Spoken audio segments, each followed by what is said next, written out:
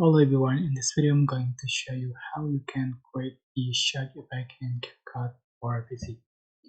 Alright, so for example, I'm going to select my disk to the right,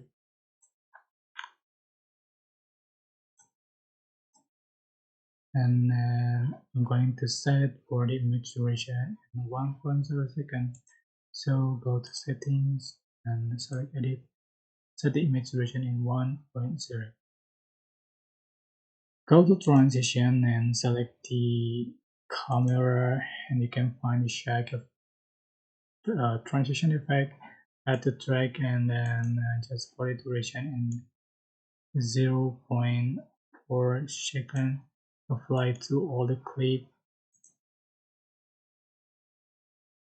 Right, you can also add effect and select the high color, select camera effect,